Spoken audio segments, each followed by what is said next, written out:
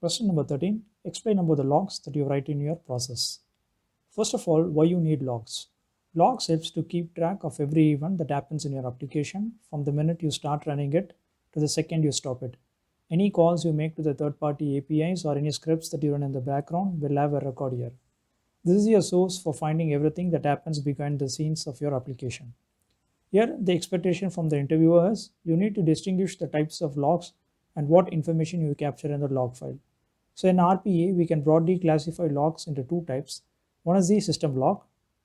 These logs are written by the system or the application itself. By application, I mean the RPA product that you use. Under the system logs, we have two more types.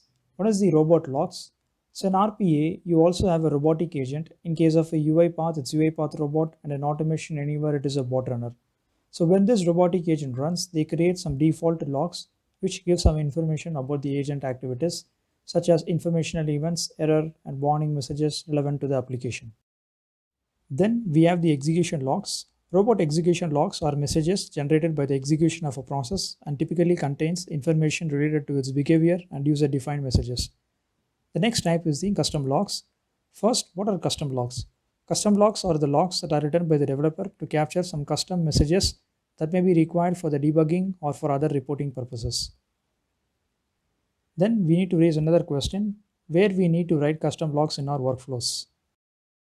First, workflow entry and exit. You might want to capture custom logs at each entry of the workflow and also at the exit.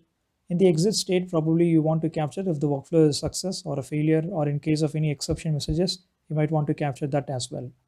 Second, major business validation results.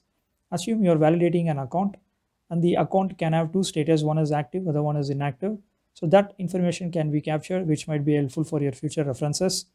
And also you can capture account numbers and ticket numbers, so some of these specific details relevant to the business, so that each transaction you know what account number you are processing and what ticket number you are processing. And you can also capture the decision and control flow results. Say for example, if it is an if else statement and a switch statement or any other thing. And finally, you might want to add some exception messages, that is custom exception messages. Sometimes in the system exception might not have a relevant information, that is it might not be in a readable format. It might be sometimes confusing. So you might want to add some custom exception messages so that the support people or anyone who looks at the log who doesn't know the process can able to easily identify anything from that.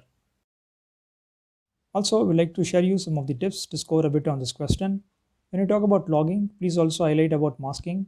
When you log critical information, it's mandatory that you have to mask it. This sensitive information might be some account number, card number, or even customer contact numbers as well. Also, before the interview, please go through all the different types of logging available. Each level will capture some set of information. Each log message has an associated log level that gives you a rough guide to the importance and urgency of the message.